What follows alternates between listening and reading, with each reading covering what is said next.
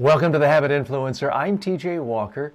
This is the program where we talk about your habits, how to build stronger habits, good habits, and reduce bad habits. We're here with you every single day, 1 to 3 p.m., Monday through Friday.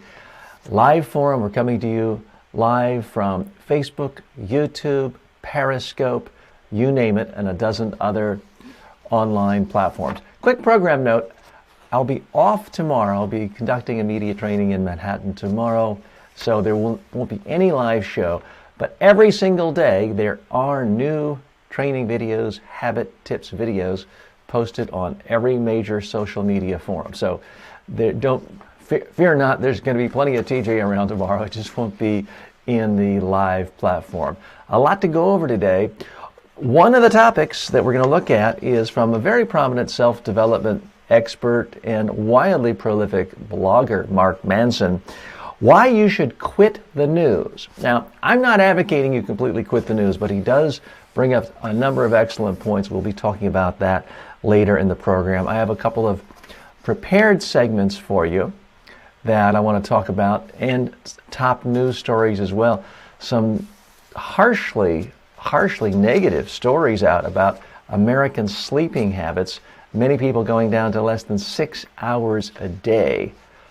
Profound negative implications for people's health, creativity, career, relationships, and everything else. So we will be talking about how to build better health habits later on this program as well. As always, your comments are welcome. Your questions are welcome. The topics you want to suggest are welcome. I've come prepared with a lot to talk about, but this isn't just a guru pontificating down to you. This is a conversation. This is a community, and this is a place for you to share your own insights, your own perspectives. We're all in this together. We're all trying to get better habits so we can live better, happier, healthier, more fulfilled lives. That's why I'm here, and I hope and I assume that's why you're here as well. Hello to my colleague and producer, Marceau. Marceau, thanks for joining us. Marceau has added some nice little scrolls at the bottom. Would love to know your opinion of whether you like the scrolls, the text at the bottom of the screen, or do you find it distracting? We were experimenting earlier today with the scrolls at the top as well, and it does convey more information, and yet it kind of makes me feel like a hypocrite because I always tell people, don't multitask. Don't ask people to multitask. There's nothing worse than having a conversation with someone and they're staring at their cell phone. And am I guilty of doing the same thing, asking you to listen to me and look at scrolls down here and up there?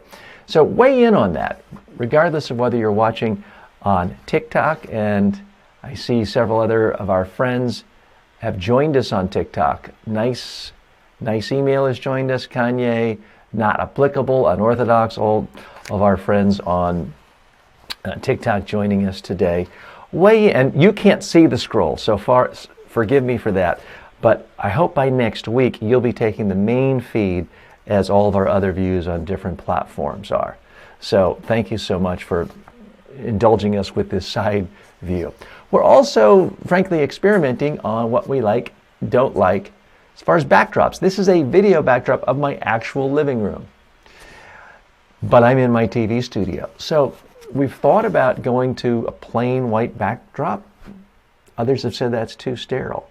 So if you have an opinion on what would make the show more inviting, what would be easier on the eye for you to look at, then let me, and please don't say get a new host.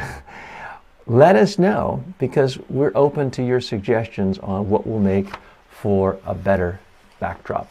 We're trying to improve the show all the time to make it more interesting for you, more compelling, more engaging, and frankly, more helpful. So get ready. We're in for some fun. Let's move right on to topic A. You must listen to yourself today. The biggest asset you have is your attention, and we live in a modern economy where our digital overlords are making fortunes out of us by controlling our attention, by selling our attention, our eyeballs, our ears, to marketers at Amazon and I love Amazon, at Facebook, and I love Facebook, and YouTube, and Google, and Instagram, and Netflix. Everyone is going after your eyeballs, your attention. And it's extraordinarily easy to go through every waking moment surrounded by other people's ideas, other people's content, other people's information, what other people want you to look at. The problem is, if you do that, you can't really listen to yourself. You cannot listen to other people's ideas, other people's content, and listen to your own brain foment ideas, gestate ideas, play with ideas. All you can do is react and absorb other people's ideas. So it is critical, it is absolutely critical, I believe, if you want to be a successful person, an intelligent person, a well-rounded person, a well-adjusted person, and a fulfilled person, to carve out certain sections of your time each and every day so that you can only listen to yourself. And what I mean by that is time when you're not looking at any screen. And I do realize there's a certain irony here because I'm asking you to look at this screen right now and listen to me. But I do want you to figure out, even put it on your schedule, set times every single day when you can just listen to yourself, that own voice in your head telling you what you think about the world, ideas, your profession, your personal life. Listen to yourself. So many people get obsessed with the idea, I can't possibly be bored for even 1 second. The second I get up, I have to look at email. The second I get up, I have to check social media. The second before I go to sleep, I have to see how many likes my most recent post got on Instagram. And what that does is it just destroys your ability for your own brain to communicate with you, for your own brain to even create new ideas. And it makes you and me willing pawns in other people's games, in other people's life success stories. Now, I have no problem with other people being successful, and yes, Mark Zuckerberg deserves to be a billionaire. But I don't just want to help other people. I want to help you and I want to help me live our own lives. We can't do that if we don't sit down and fundamentally listen to what's going on in our own brain, listen to our own ideas percolating up. So let me give you some very practical tips of how I do this. And so much of it just revolves around carving out time where you know you're not going to be looking at a computer, at a cell phone, a screen, an iPad, or even listening to music. You're going to be listening to yourself. That is key. So I'll just walk you through a typical day of mine. For starters, early in the morning, after I get up, to have 1 cup of coffee, no sugar, I will meditate. Now, this is a slight aberration from the other things I'll tell you about, because I do have headphones on. I am plugged into my cell phone, but I'm listening to a meditation tape that I made in my own voice, where all I'm doing is telling myself to breathe in, breathe out, to relax, think of nothing, and just focus on my breathing. It's just 10 minutes long, but it's a classic meditation technique where I'm trying to just clear my mind, not think of anything. Do other thoughts pop in? Sure. It's about trying to push them away and to just focus on the breathing in and breathing out. So that is one part of my day right at the beginning where I'm not looking at any other screens. I'm not letting anyone else's ideas in my brain. I am just meditating. Absolutely an important way to kick off my day. Now, typically after I do this show with you, I try to do a 1-hour walk without a cell phone, seeing nature. Some people could call this a meditative walk. I don't know if it's that intense, but the whole point is I'm in my own thoughts. And I take a little pad, I think I have one right here. I just take an old-fashioned piece of paper, a pad, and a tiny little pen, and when I have ideas, I write them down. Now you could say, well, TJ, wouldn't it be more efficient to just write things down in your cell phone or dictate? Yes and no. The problem is, if I have my cell phone and I start to dictate something, I'll see a text came in or a call came in. I'll just check for a second. Boom!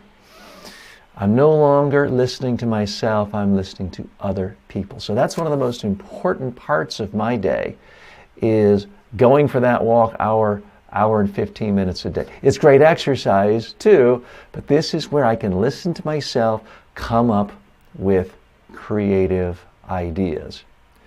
Absolutely critical. Now, you might not have the time or interest in walking for an hour and a half a day. For you, it could be just sitting in a chair, closing your eyes, and not listening to any kind of music or sound or looking at any screens. There's different ways of doing it. The next thing I do, and again, everyone's different. I'm not telling you to follow my techniques. I relax in a hot tub with the bubbles on full blast. I try to do that for 15 minutes a day. This, I have found, helps me sleep a lot better. I used to, when I'm in the hot tub, check iPads and cell phones and make calls and all sorts of things. Now I don't do that. I give this time to myself to just think, relax, focus on big picture issues, reflect, and listen to myself.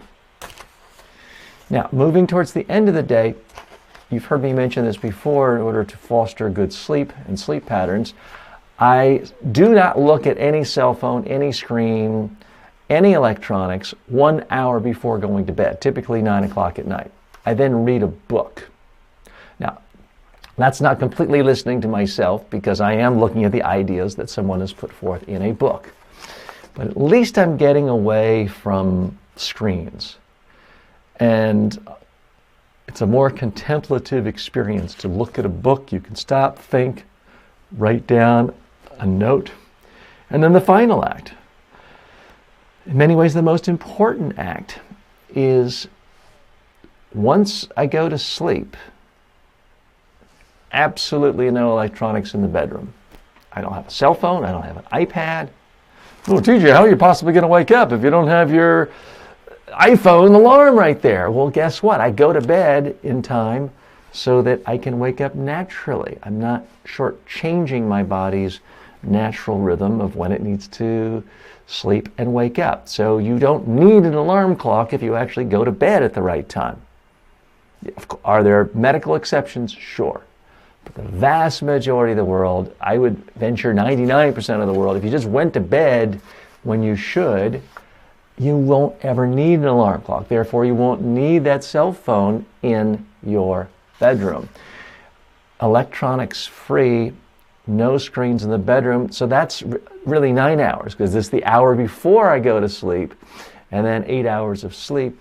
So when you add it all up, there's a lot of time every single day when my brain has the luxury of not being bombarded by other people's ideas from cell phones, from laptops, from iPods, from iPad, I'm dating myself, iPads, and TV screens.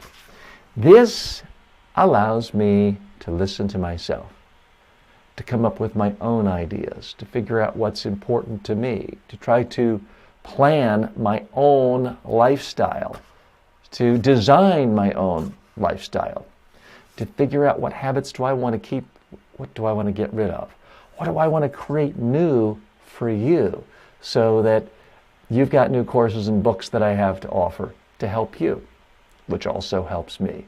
And that's why I believe it's critical for everyone, for me, for you, and anyone who wants some semblance of sanity in this world, to carve out time where they can listen, where you can listen just to yourself. You cannot listen to yourself and be listening to other voices coming from the black mirror, from your cell phone, from any other electronic device. I'm TJ Walker. Thanks for joining me. What do you think of my monologue? You agree? You disagree? Think it's trite?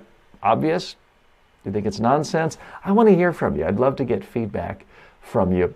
In this show, what I'm trying to do is come to you every day with a few longer prepared pieces where I've given it a lot of thought. Also have time for Q&A interaction, and also go over top news stories of the day. So we're going to try to have a continual mix. I want to say a special hello to our friends on TikTok. Looks like we have Danny has joined us, Manactive, Leah Jordan, and Vitamin has joined us. If you have any questions about habits, good habits, bad habits, please let me know. Danica writes, isn't it true your goals become their goals? You don't even remember what you're working for. Well, Danica, that is the problem. If you spend all of your time just looking at other people's ideas, yeah, your goals can become their goals. Facebook, again, I love Facebook. We're on Facebook today. But if you let Facebook's goals, which is you spending 24 hours a day on it, become your goals, and then you just end up posting pictures of yourself and then going back 50 times an hour to see how many people liked your picture. That's great for Facebook because they can sell your eyeballs to advertisers. But how did that really help you if 25 of your friends looked at your pictures? I'm not saying don't post pictures of yourself or your family. I post pictures occasionally. But Danica, you are absolutely on to something, that if you're not careful, if you never really listen to yourself, if you don't really focus on what you want, what is important to you, then your goals just become the goals of the people marketing to you. Now, Amazon's goal is to get you to buy more stuff that's similar to the stuff you bought before, that's similar to the stuff other people who bought your stuff then bought. So, and I love Amazon and I buy stuff from them all the time, mostly books. But you can't let Amazon set your agenda or you're in big, big trouble. Let's switch over to Facebook. Marceau, do we have a couple of friends joining us on Facebook today? Peggy's back. Peggy, glad you're here. We missed you yesterday, but thanks so much for hopping in today. Peggy says, I like the real-time look of the background. It seems more personal and relaxed. The font on the crawler seems a little big. It's a little distracting. And folks, we want to hear from you. Good, bad, ugly, don't hold back. Don't worry about hurting my feelings or Marceau's feelings. We want to know what you like of backgrounds, font, everything else. So Peggy seems to think the font on the crawler is a little big and a little distracting from your message. But then I talk about not multitasking as well, so maybe it's me. Well, Peggy, I think you and I are kind of alike. We will revisit that, and maybe what we'll do is just use the crawl every so often, or to augment a particular point, or to demonstrate we're coming up to a new point, or for a segue. So we are not ironclad and bound to use a crawl for the rest of time. Okay, so Peggy and Marceau has responded. Mohammed says, hello, Mohammed. Glad you've joined us. And Mohammed, forgive me if you've told me, what country are you in today? Always nice to know about our eclectic audience, where they're from, and what their particular concerns are. I happen to believe culture can be different everywhere. Norms can be different everywhere. What's common sense in one culture is crazy in another. But at a fundamental level, I do believe all human beings are the same. All human beings do want to be healthy. All human beings do want a sense of security. All human beings, I think, are happier when they can create something. All human beings are happier when they have financial security. Doesn't mean everyone wants to be a billionaire. For some people, having a net worth of $1,000 is enough to be comfortable. Other people feel poor at $1 billion because they are comparing themselves to people worth $2 billion. But fundamentally, all human beings desire financial security. They desire a sense of purpose. They are happier when they can be creative, and they are happier, I believe, when they are learning, when they become lifelong learners, and when they feel like they're doing something that uses their talents, that gives them a purpose in life beyond themselves. That's what I believe makes for a fulfilled life, and it's something we all share as human beings.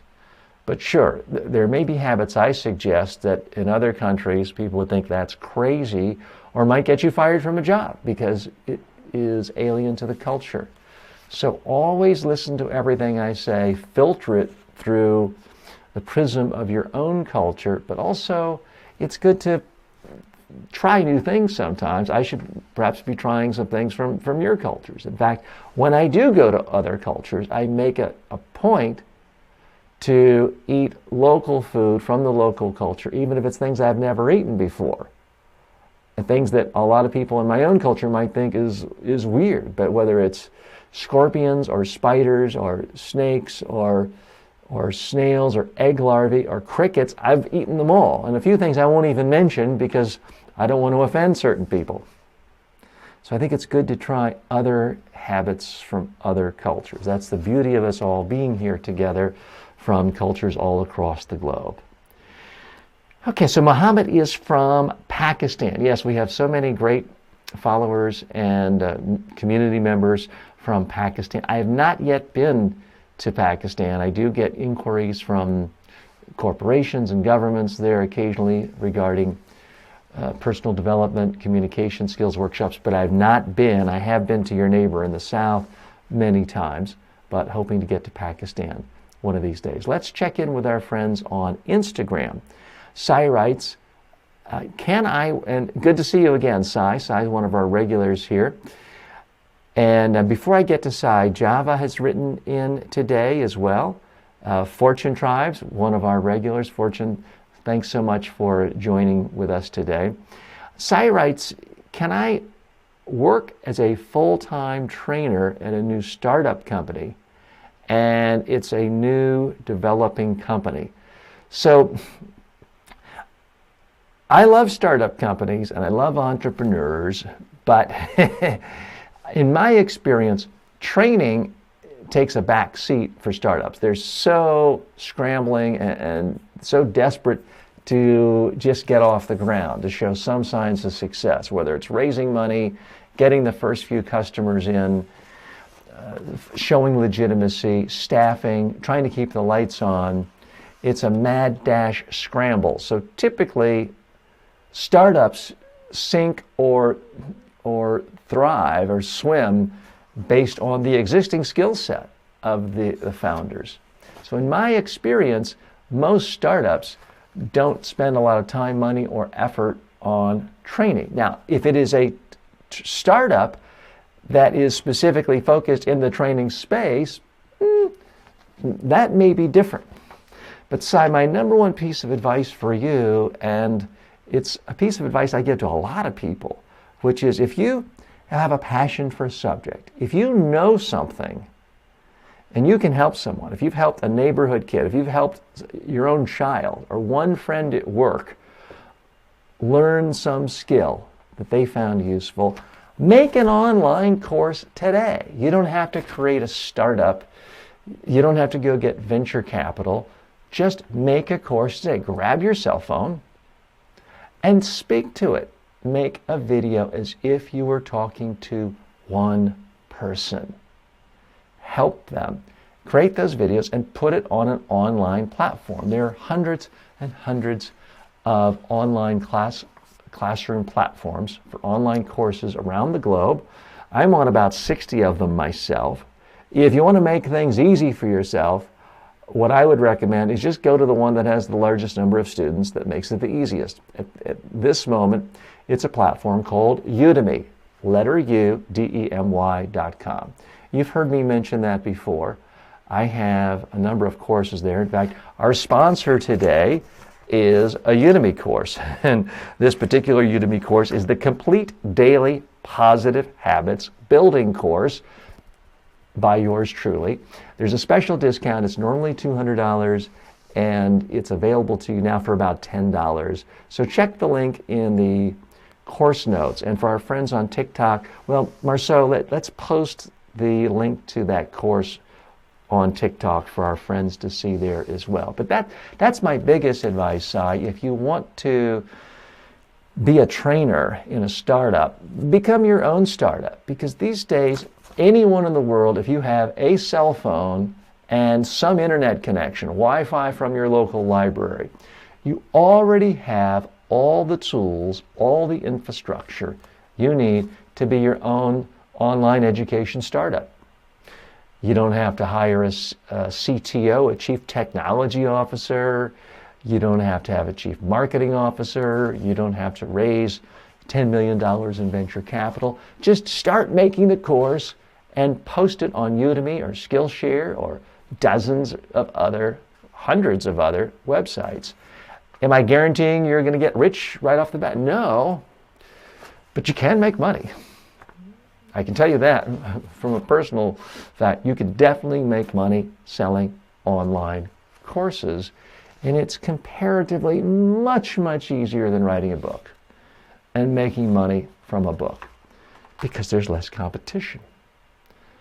Most people have never mastered the habit of feeling confident in their public speaking because most people have received zero training on how to speak.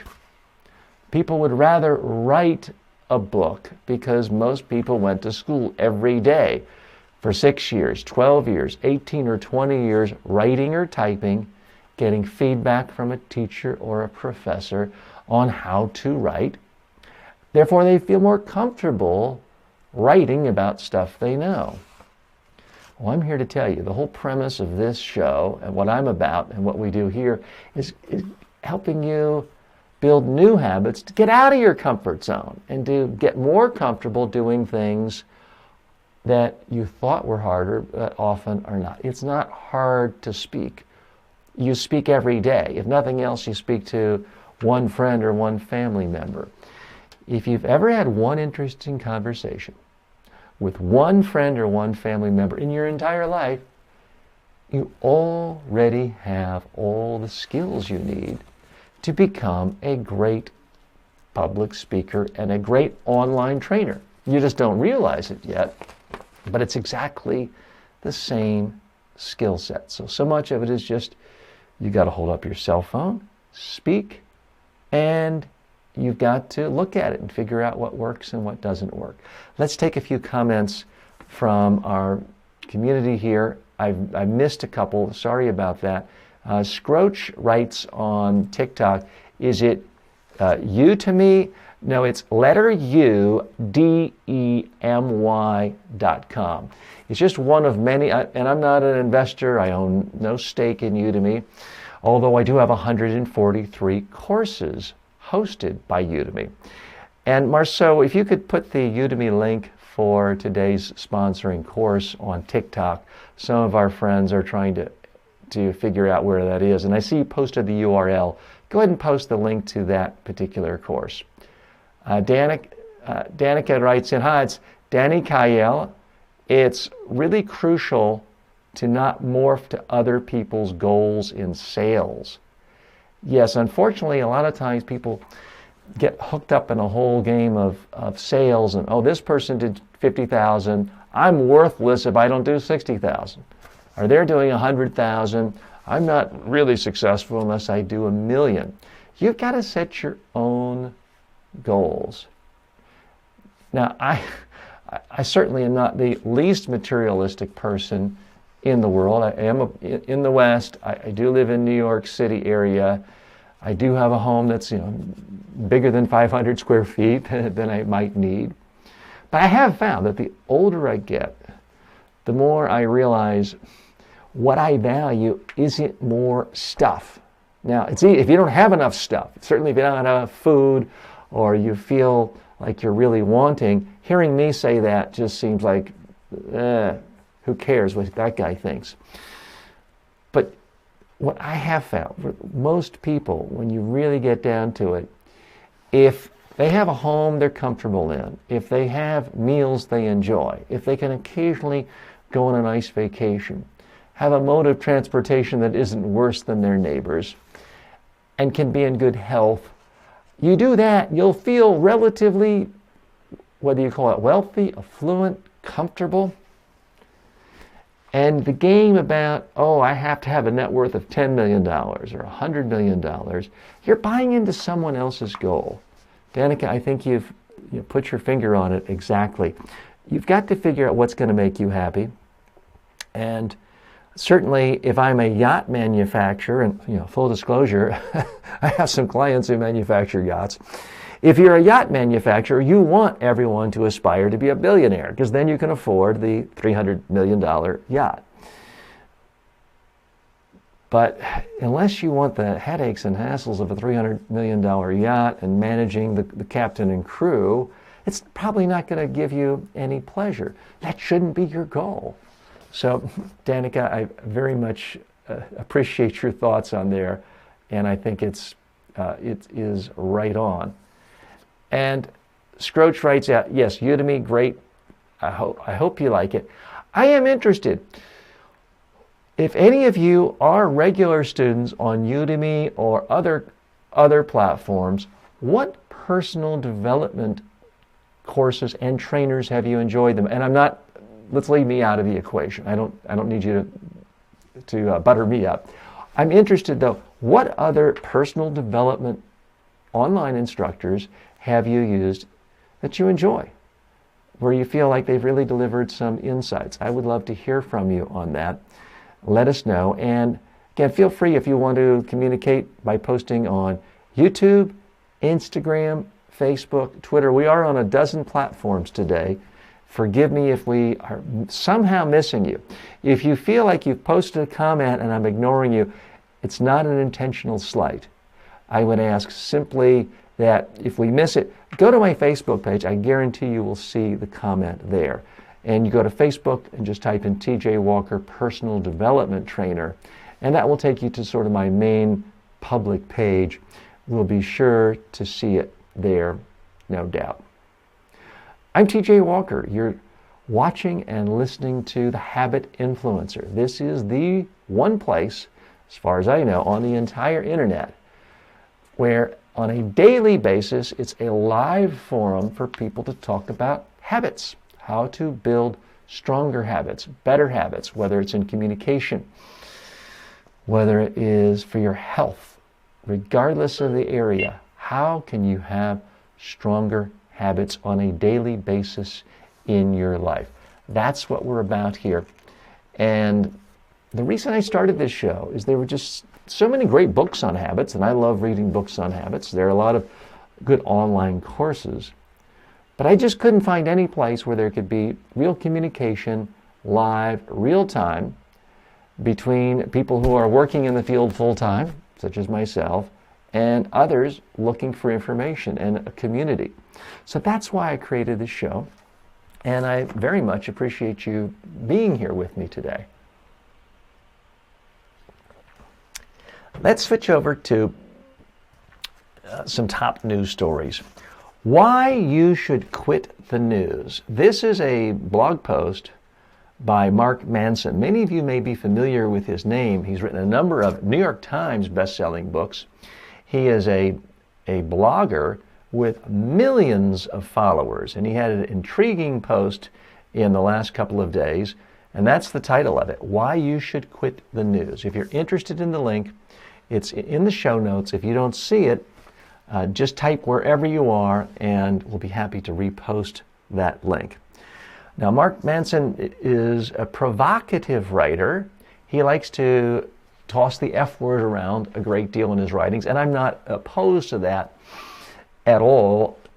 I kind of keep a G-rated, PG-rated vocabulary here on this show, just because I don't want to automatically lose audience in India on YouTube and on LinkedIn. There's various places where if you use any sort of profanity, you can't play there. And I like to play everywhere. So it's not because I'm puritanical or I'm opposed to so-called naughty words, but I don't use naughty words here just because I don't even buy the concept of a word being naughty.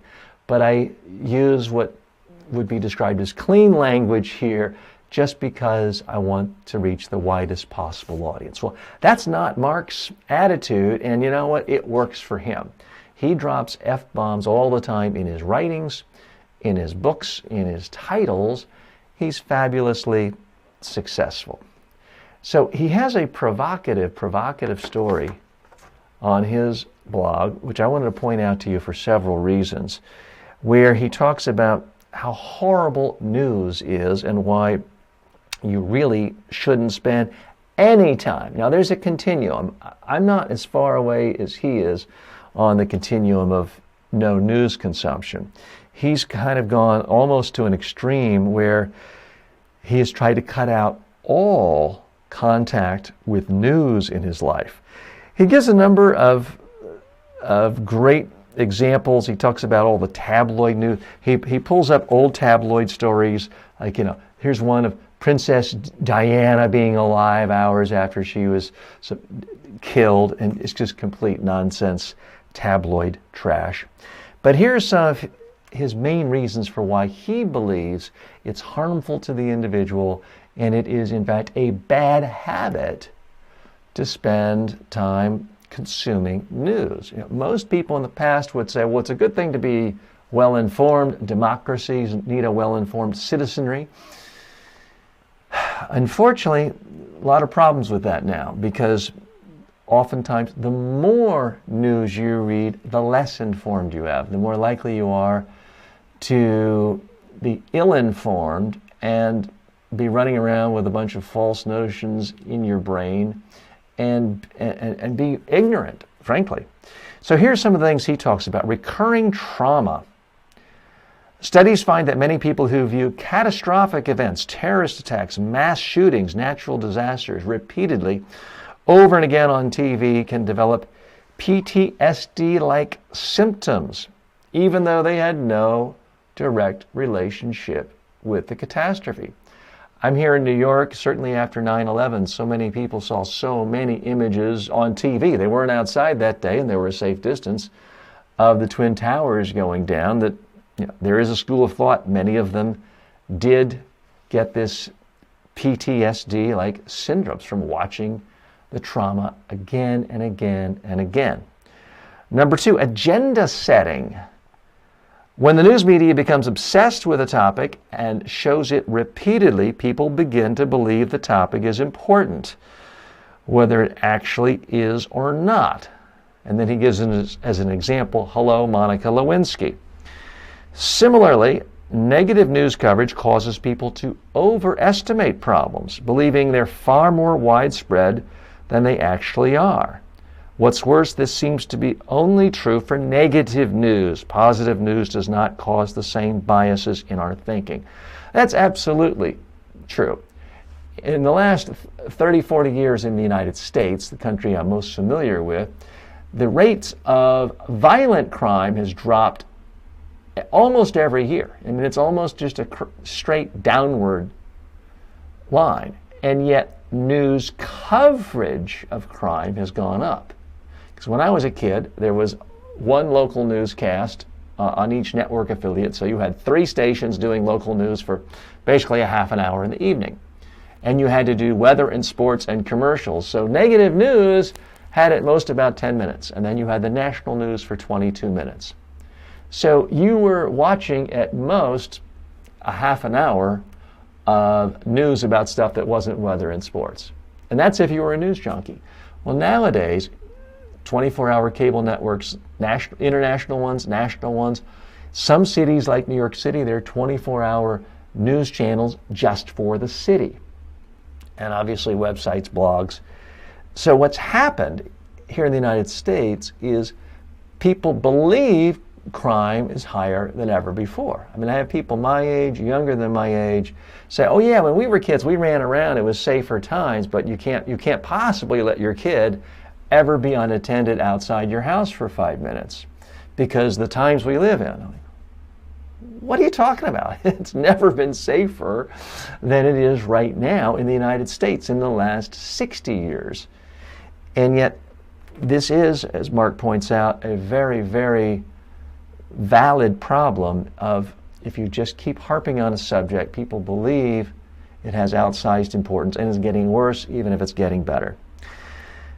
Number 3 on his list, cultivation theory. Studies report that people who watch more news tend to and this relates to number 2, overestimate the amount of crime and violence that happens in the real world.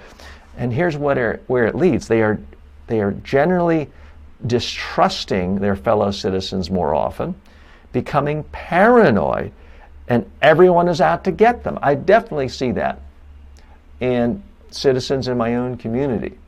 This idea that it would be crazy to let your kids walk down the street and go play in a park by themselves because of this cultivation theory. Issue number 4, he points out, misinformation and propaganda. To me, this is far and away the biggest problem of all. People who watch partisan cable news in the United States are actually worse informed than someone who watches no news. Large swaths of the news industry are actively misinforming people. That is 100% true. I think there's always been a partisan news ever since the beginnings of the news media. And when you look at the first newspapers here in the United States hundreds of years ago, they were run by political parties. They were actively giving partisan news. But now there's something completely different.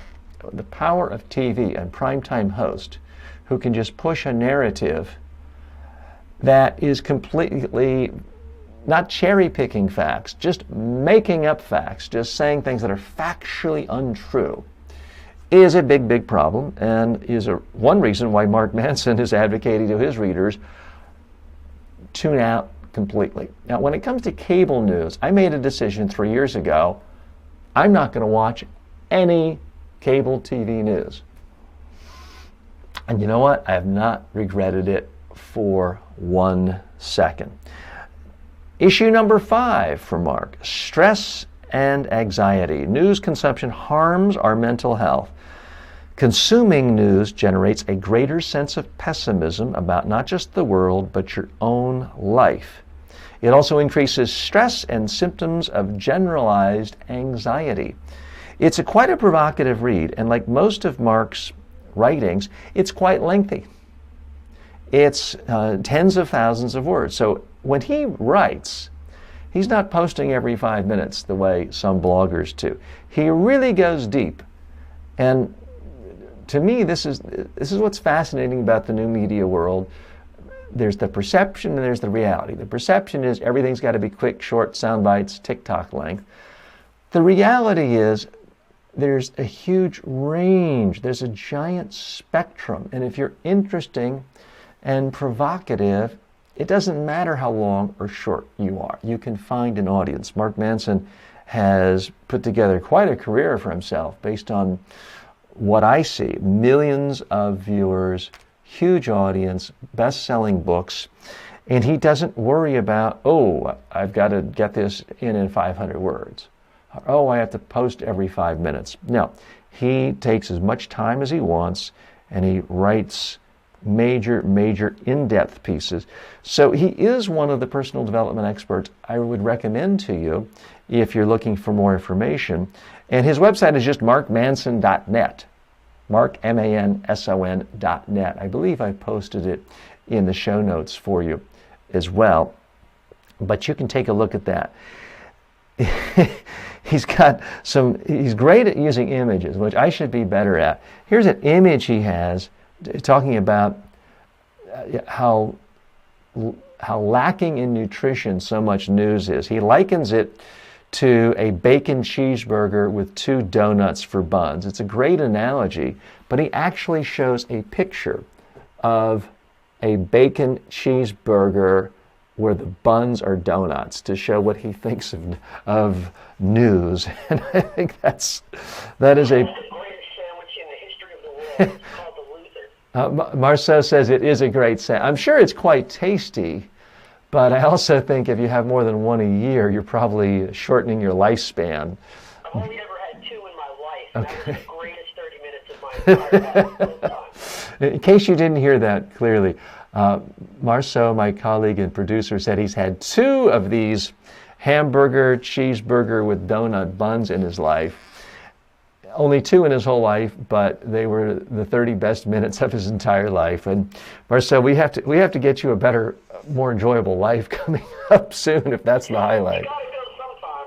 There's worse ways to go. I'm not sure if there are worse ways to go than that. And so what Marceau just said, hey, you got to go somewhere. I mean, he's joking. He's someone who clearly believes in improvement and bettering himself, and this idea of an expansive mindset, an open mindset of the world. Unfortunately, too many people, probably not you since you're watching and not our TikTok friends, but too many people in the world have this closed mindset, a fixed mindset, as psychologist Carol Dweck would call it, where people think, okay, you can't really control things. You're born with this set IQ, you're born with this set skills, you're born with this lifespan. Nothing you can do. It's a fatalistic way of going through the life. And many people have that because, hey, if you're going to go when you're going to go, why not eat bacon and cheeseburgers and cheese and never exercise at all and drink 5 bottles of wine a night? If you're going to go when you're going to go, fate. Central premise to this show and the whole personal development movement, frankly, is that you control your own fate. Not everything. A meteor could come fall on me right now. An airplane could fall in the sky and kill me. You can't control everything. But you have more control than you think. You do control the vast, vast majority of what happens in your life. You do control how long you live in many cases. Yeah, sometimes there's the bad luck of the genetic lottery. Sometimes you get run over by a bus.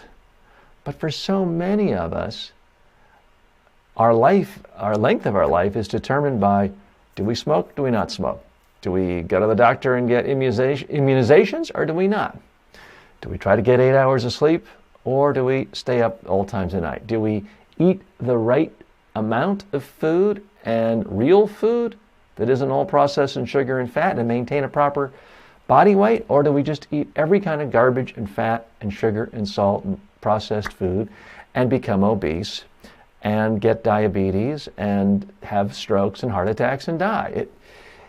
It's not the difference between living to 100 and living to 10, but it's very often the difference between dying at 50 versus 80, or certainly the difference between dying at 59 versus 69. All things being equal, I'd much rather live an extra 10 years, especially if they're high quality years, high health years, where your brain is functioning, where you have control of your body. That is the central premise of why we're here. How can we have healthy habits to actually control our life so we don't let some mystical, nebulous fate control our life?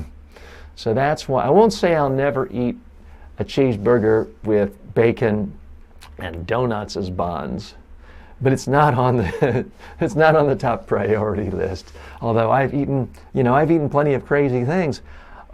Probably worse than that, it was in college. I once went to an all-you-can-eat prime rib buffet. It was in college. It was before a big football game at Duke, and the restaurant had an all-you-can-eat prime rib buffet, and I think I ate at least 21 prime rib steaks, which, if you're counting, is a lot less healthy than a cheeseburger with donuts as buns. I had 21. I think I was mooing the next day. Now, at the time, I also was 21 years old, had a 31-inch waist, and could get away with something like that. I wouldn't even try something. I wouldn't have an interest in eating that many. That was an egregious act of gluttony, and I can't say I'm proud of it, but we can all enjoy certain moments in life. It doesn't matter what you eat on Christmas or your birthday or Hanukkah or any one big celebration. That's not what has an impact on our health. What has an impact on our health is our daily habits. You can do whatever you want 1, 2, 3, 5 days a year for the most part. assuming you don't OD on heroin or something. It's what you do day in and day out, those average 300, or you go on vacation or something, let's say 350 days a year, 340 days a year if you take a lot of vacation. That's what really matters. That's what defines your health. That's what defines your diet that is really going to make up the composition of your body. That's what defines your weight. That's what defines your energy level. So that is why on this show we really focus on the daily habits, things you do just an average day. There's always going to be aberrations. Big celebration, big holiday, big birthday. Live it up. Have fun. I'm not a killjoy. One of the problems with a lot of personal development experts is they want to make it sound like, oh my God, you had one coffee with sugar. Wow, you might as well kill yourself. Here, take a syringe full of heroin. No, I don't think you have to be that extreme. In fact, I drink coffee and I don't feel bad about it either. I no longer put gobs and gobs and gobs of sugar in it and chocolate milk the way I did for many years. So you can have a real life. You don't have to live the life of some Puritan or of a monk, but I do think it's very much possible to have habits that make you happy and healthy, and that you feel good about it on a daily basis. You're not looking at these habits of, oh, I'm forcing myself to do this thing I don't want to do because I know it's good for me. That's not a mindset that works. And that's frankly why most diets fail. Someone's selling you a diet book, a pill, a potion, a milkshake, it's guaranteed to fail. Now, it will work in the short term. Every diet works in the short term. They all work until you realize, this is crazy, I hate this, I can't go another day on this, whether it's Atkins, whether it is paleo diet, whether it doesn't matter what kind of diet it is. If it's asking you to avoid all sorts of things you like and to do all sorts of extreme things, certainly if it involves drinking shakes instead of eating real meals, you will lose weight on all of those, but you gain it all back. Typically, you do more than gain it all back. You gain it all back and plus another 10. And that's the problem with diets that are so restrictive, that don't start off from the fundamental premise that you have to have new daily habits to positively reach out and eat real food that's tasty. Real food that doesn't come in a bag. Real food that doesn't come in a box. Real food that's not in a bottle with lots of sugar and salt and fat crammed into it and all sorts of processing. But it's hard to sell a diet book like that says eat real food, because it doesn't take 300 pages for that. It doesn't take 200 pages. You only need a tiny paragraph if you really want to help people with a diet. And the diet is you've got to eat real food. Michael, I think his name is Poland, says it famously in about 6 words. Eat real food, not too much. Drink water, eat lots of plants, avoid processed food. And that is your way to optimum health.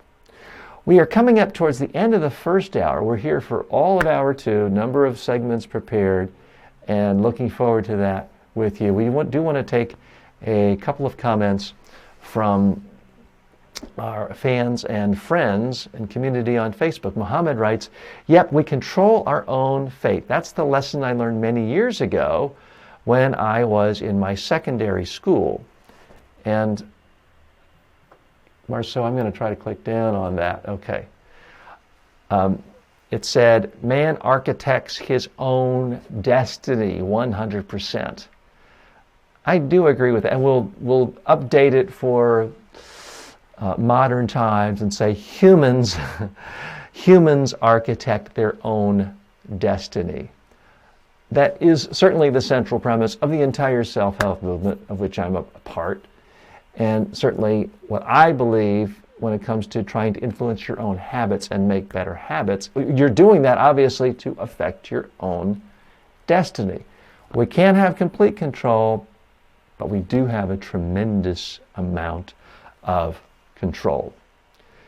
And something I did not control today is, since our friends on TikTok are joining us through my cell phone, because we don't quite have the technical hookup, I did not do what I was supposed to do, which is put my phone on Do Not Disturb. Because when my phone just rang a minute ago, it kicked us off the TikTok feed. We're glad you're back.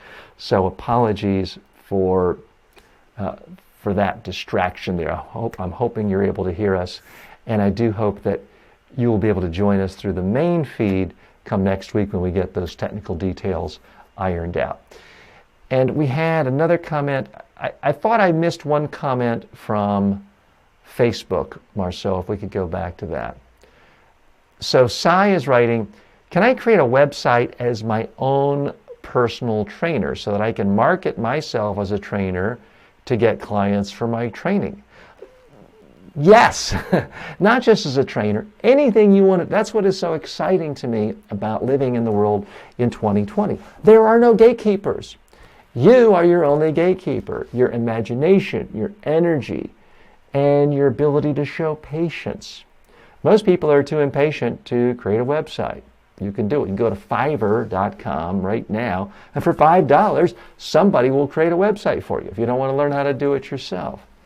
You could start marketing your wares, whether you want to be a trainer, an author, an expert, a personal coach, a personal trainer. There's an unlimited number of opportunities today for you to go into business. When I was growing up, you basically had to hope a very large corporation. Kids of my generation, when I was in college, the big dream was, wow, I got a job interview with IBM or Chase Manhattan Bank or Morgan Stanley was one of the big ones. The dream was to have a really big, well-known, famous corporation anoint you. You had to get through the gatekeepers. They can anoint you and give you that job, that credibility, that paycheck. That's not the world we live in anymore. And now we live in a world where I see 23-year-olds say, forget all that. I'm going to travel the world, make online courses, maybe work for 3 hours a day, live in a different city and country 3 months at a time, and continue to learn, continue to grow, continue to make money, and they do very well. I'm not saying it's easy to do that, but guess what? It wasn't easy to get a job at Morgan Stanley in 1985 either. A lot of gatekeepers to keep the vast majority out. So, Sai, you definitely can do that. You can do whatever you want. That's the good news about being alive in 2020, but it's also the bad news because there's so many options, people become paralyzed. Oh, I could start a blog. Oh, I could start a TikTok video channel. Oh, I could do a YouTube channel. Oh, where's my Facebook page? And boom, boom, boom, boom, and people are scattered. So my advice to you, Sai, and anyone else out here, if you're not 100% in love with your current job profession, your main means of making money, then I beg you, focus on just one thing that you enjoy doing, that you like doing, that you're good at doing, that other people value, and tell the world about what you do and try to make your expertise so that other people can buy it. There are a lot of ways people like to buy expertise. For most of my career, people bought my expertise by hiring me for a day to come to their company, their corporation, their government. I'd bring my video cameras and I'd conduct public speaking training, media training, and I still do that, and it's a great way. And then halfway through my career, I started selling my expertise through books, and then through online video courses, and then sometimes through membership sites, and then sometimes through Skype conference call training and time, PDF. There's so many ways you can sell your expertise these days. It's the golden age to be a consultant, a trainer, an author, an expert in anything. And I do believe that you, and I'm talking to you, are an expert in something.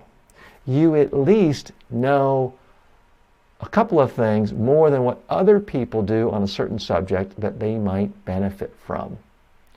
Why not market your expertise, help more people, and make more money? If you want more money. You may have a job you love and you just want to cultivate more strengths and skills in your hobbies. That's okay too.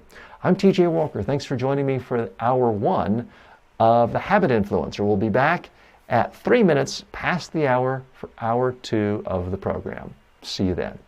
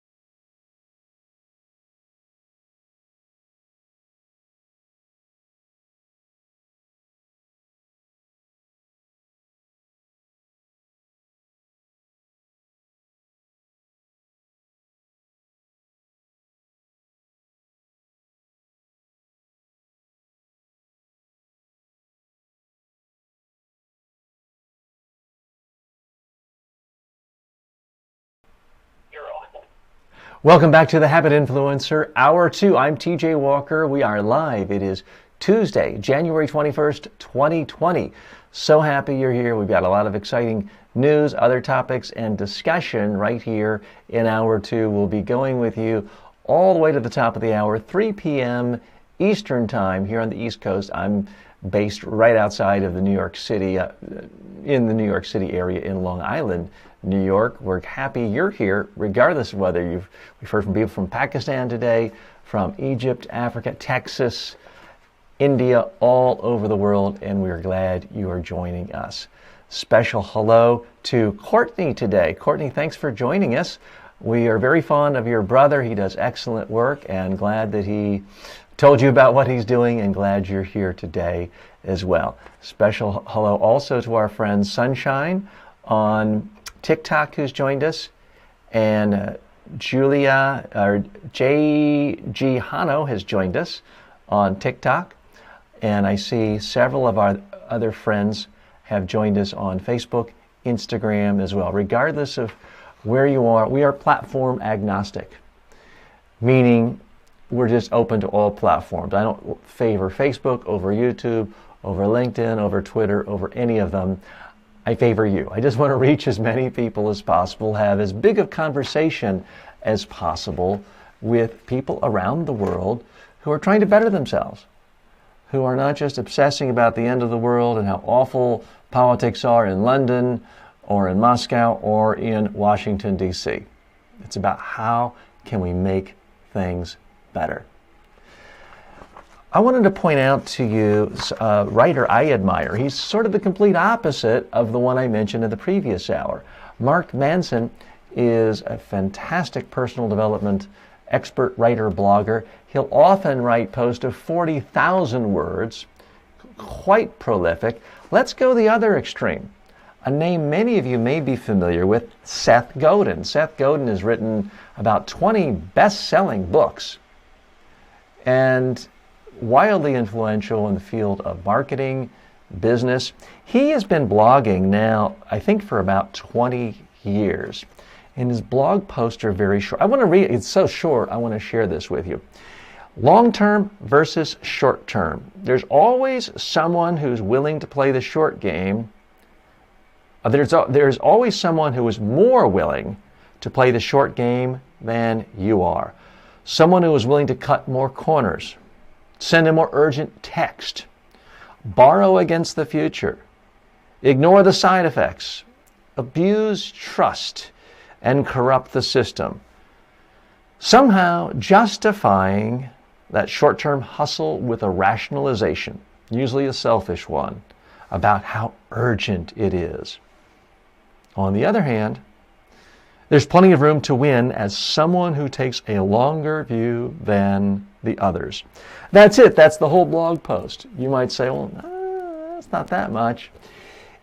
There's a wisdom that comes through Seth's writings. Is every single day a home run? No. And forgive me using baseball analogies when most of you in the world don't watch baseball. Is every single one of his blog posts wonderful? No. But they add up. There's a cumulative positive impact. And his blog has new content 7 days a week, year after year after year, decade after decade. If you just type in Seth's blog on Google, it'll take you right there. It's that well known. Does he put ads on that? No. Is he selling it as a subscription service? No.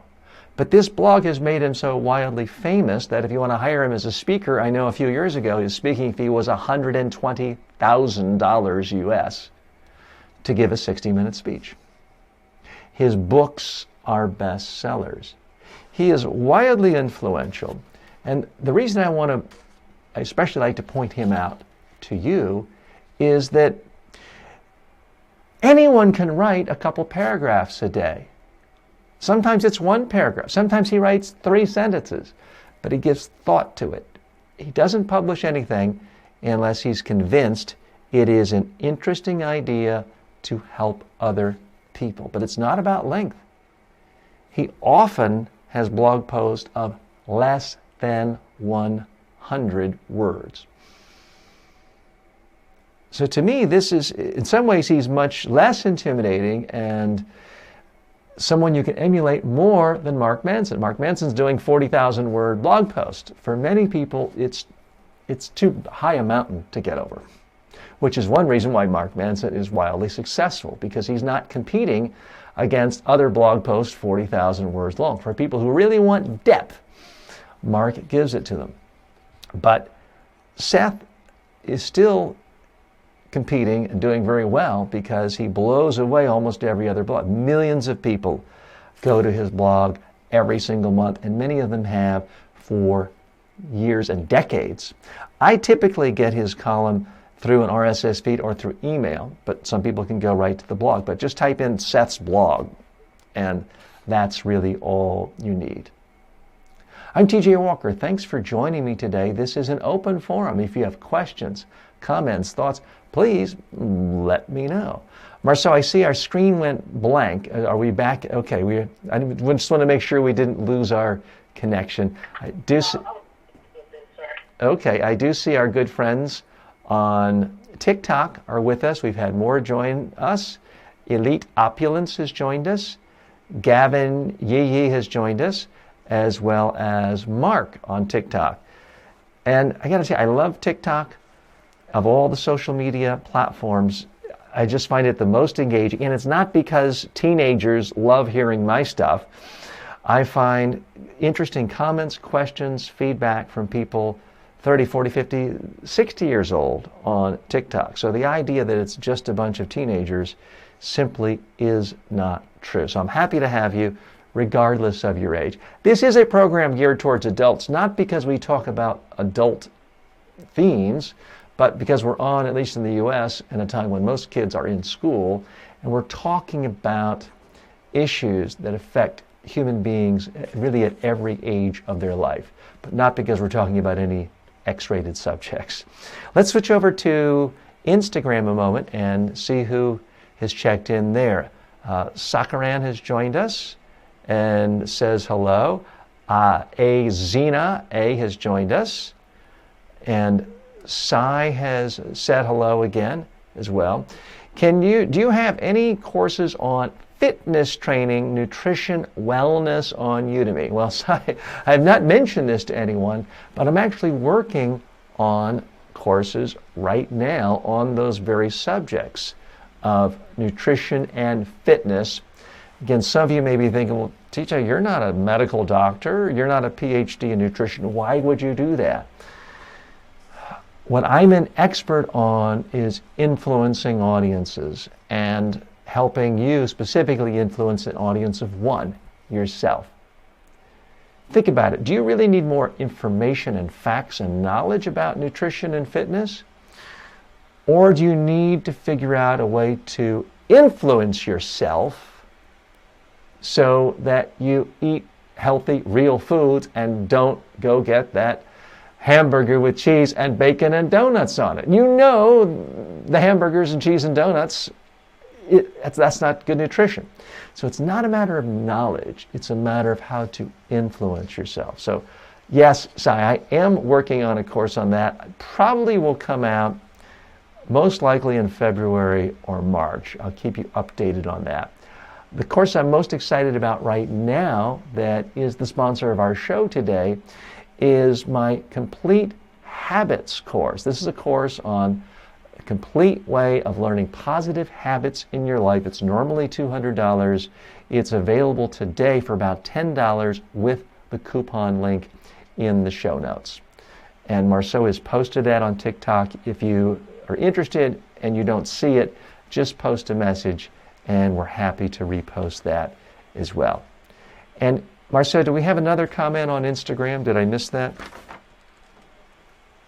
It seemed like I missed one. Miguel writes, Hola y salúdame. And I believe that's hello and healthy salutations to you. My Spanish es malísimo. Mi español no excelente. But I do understand a few words and certainly enjoy my time in Spanish-speaking countries, whether it's Spain, where both of my sisters lived for a number of years, or Mexico, where I've been 3 or 4 times in the last few years, or Ecuador, where I had the privilege of conducting some trainings for the United Nations down there just a few years ago.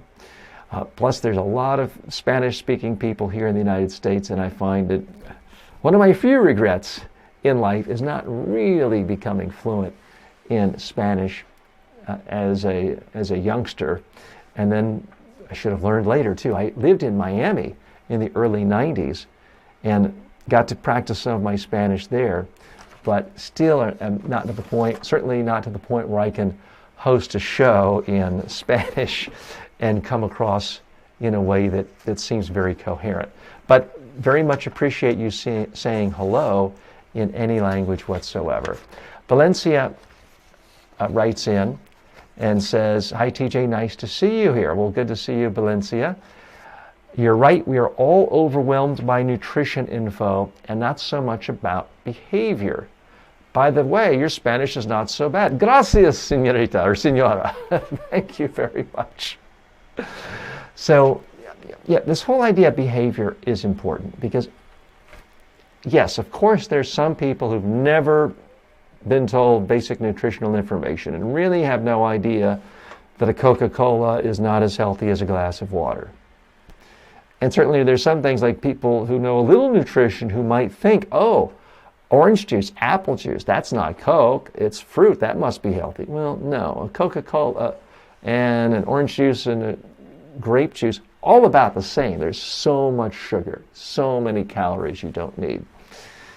What I try to do is drink water. Now, you've heard that before. People talk about, and this is water here, by the way. The other thing I like to put in my body and put in my mouth in a liquid form, tea. I'm drinking tea now. What I try to do, and I think most healthy people do, is avoid soft drinks like the plague. Now, once a year, if I'm at a movies and with my daughter, I'm reliving childhood, will I have a Coke? Sure. I'm not some absolute puritanical fanatic who says, oh gosh, one sip of a Coke and you're dead. No, it's not that extreme. It's about what you do on a daily basis. And what I do on a daily basis is I drink a lot of water. I'm not going to tell you, you must drink 8-ounce glasses of water a day. I'm not going to tell you that because even though it's in a lot of books, it turns out there's no actual evidence that humans need 8 glasses of 8 ounces or 64 ounces of water a day. I can't tell you how much water you need. What I do know is if I'm drinking water, I'm not drinking Coke. There's the displacement value of it. If I'm drinking water, I'm not drinking a macchiato, frappuccino, cappuccino from Starbucks that has 892 calories from all the sugar and fat and cream. So that is so much the beauty of water. It also keeps my throat lubricated while I'm speaking to you. And the body does need water. Dehydration is a real thing. Sometimes people make too much of it and act like if you're not tethered to a bottle of water all day long, you're basically committing suicide. No, that's too much. But I do think drinking water is a good thing. How do I drink water? I'll tell you one thing I do is in my Selfie Speak program, many of you have heard me talk about that. It's simply an audio recording I listen to of myself talking to myself every morning.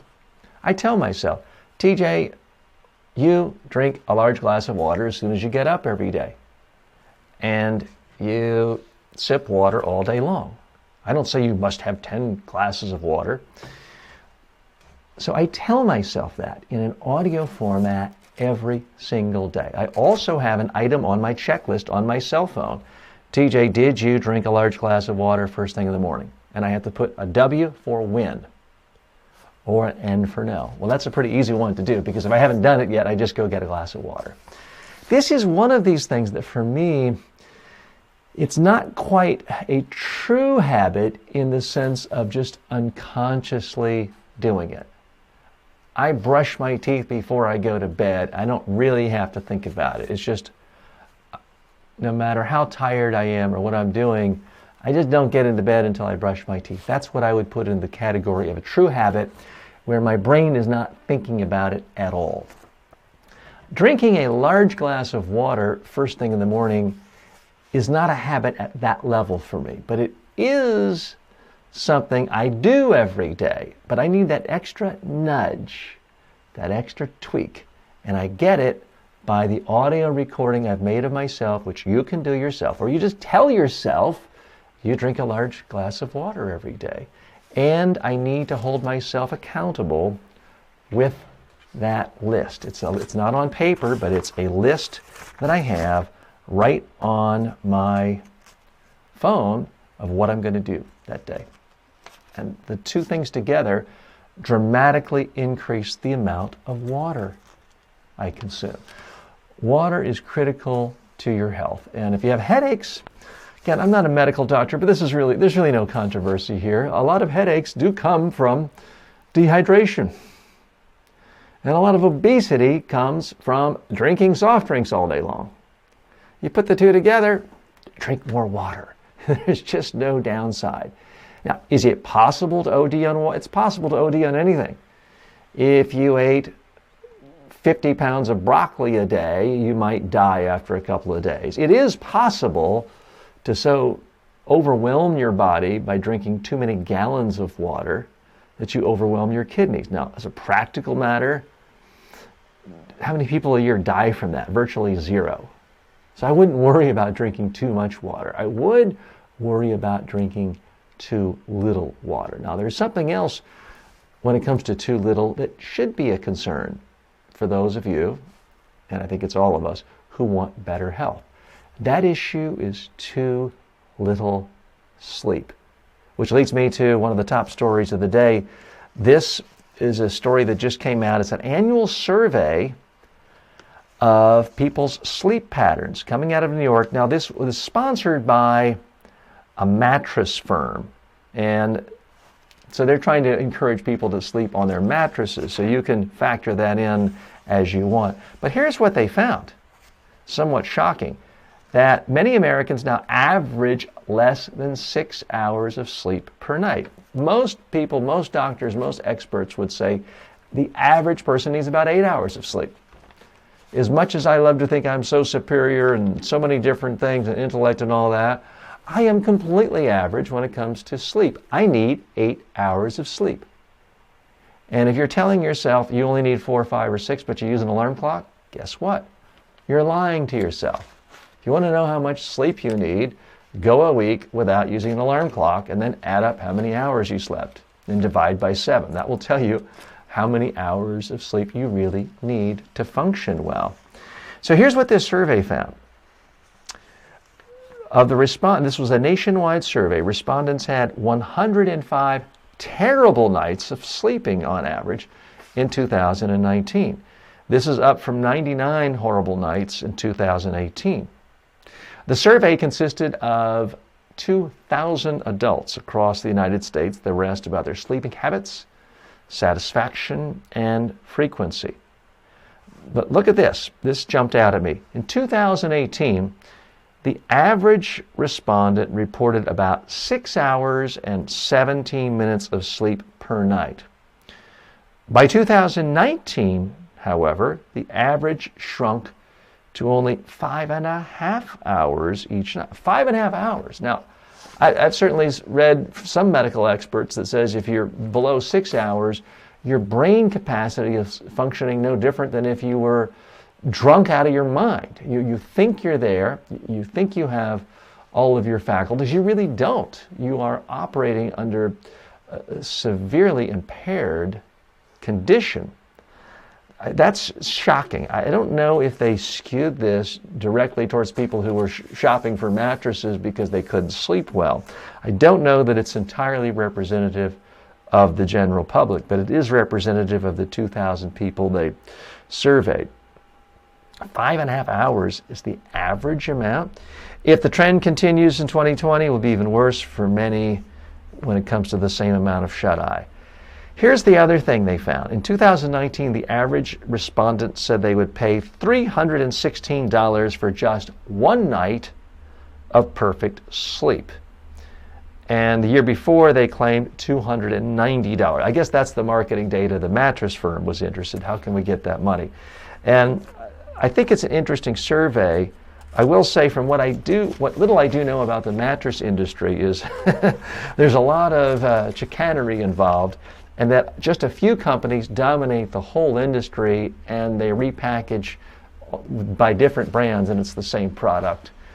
And you can pay wildly different prices for getting essentially the same mattress. So I do think it's important to have a mattress that makes you comfortable, but the difference between a $600 or an $800 mattress versus a $6,000 mattress is often very, very little. We're going to come to our comments on Facebook in just a moment, but just finishing out this segment.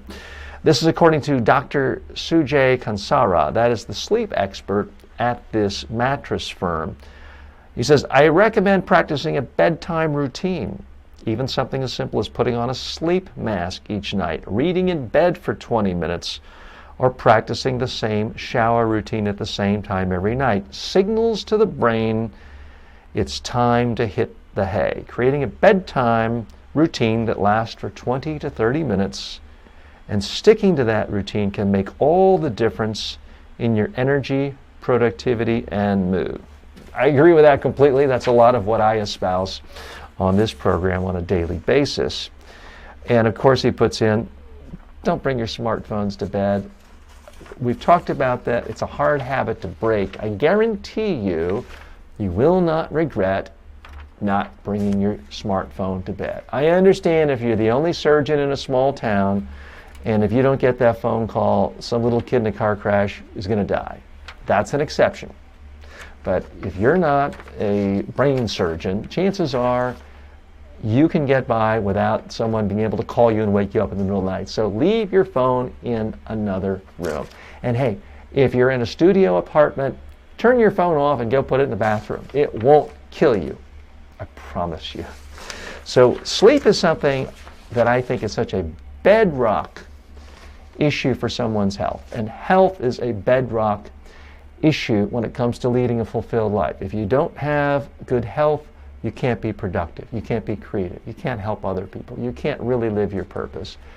And if you don't have good sleep, it's very hard to have the energy to exercise. It's very hard to have the discipline to say no to that donut with cheese and hamburger on it.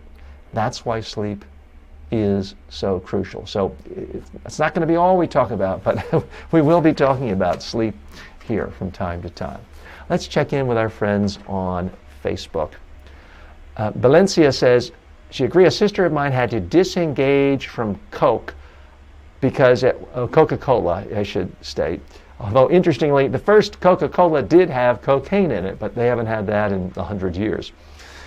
Because at one point, she needed 8 or more cans on a daily basis. Nonetheless, one shot of Coke from time to time is not. I think that's it. An occasional drink, an occasional bite of anything is fine. An occasional candy bar is not going to give you diabetes or make you obese. Eating 5 candy bars before lunch every day will make you obese. It is a problem. It is about proportion. Now, do we need to ever drink a Coke? No. But we are in a society around other people, and we do have to go to birthday parties and other things. And if you say no most of the time, one Coke every 6 months, I don't think is going to be the end of your health. Well, Valencia, I'm sorry to hear that your sister had that problem, but I hope she's now gotten to the point where she's got it under control and it's measurable, because Coke is addictive. First of all, it's got caffeine. That's a drug. You can get addicted to that. And it's got sugar. And it does taste good. I'm not going to lie to you and tell you, oh, Coke tastes awful. It tastes great. But what else tastes great? Water. If you're thirsty, water tastes great. If you want a little more flavor, put a piece of fruit in it. Give it a little color.